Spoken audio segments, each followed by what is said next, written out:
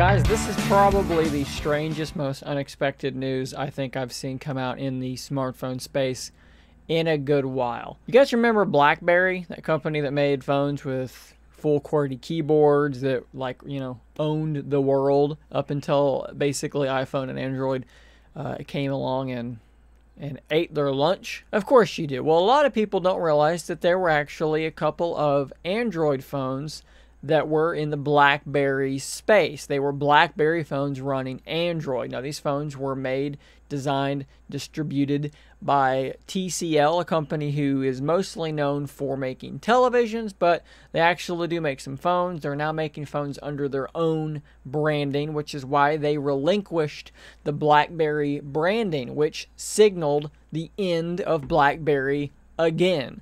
Well, as someone who owned a Blackberry Keyone and actually really liked this phone a lot. I mean, the full keyboard, it's just so good. Battery life was unbelievable. They did a lot of cool stuff with this keyboard too.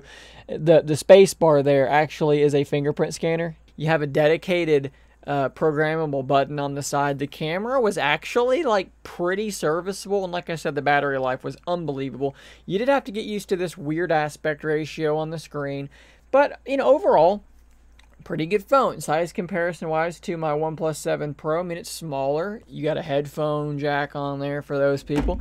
I really like this phone a lot. That's why I was super shocked and excited to hear that a Texas-based startup called Onward Mobility has obtained the rights to the BlackBerry name, and they're going to release what they're calling a global flagship BlackBerry phone with a full QWERTY keyboard, 5G connectivity, and, as I said, flagship specs are what they're saying, and they're going to try and have this thing in the way that they're phrasing it is price-wise the most competitive price that they can possibly get it to. I think, strangely enough, I can draw some comparisons between a BlackBerry Android phone in 2021 and the Surface Duo, in that these phones are not going to be for the mass market. This is not going to be to replace your iPhone, even though Onward Mobility's CEO is saying that they are going to be targeting, you know, regular consumers as well as companies, businesses. This phone's going to be for a certain set group of people. Personally, I am extremely interested to see where this goes. I cannot wait to get some proper specs.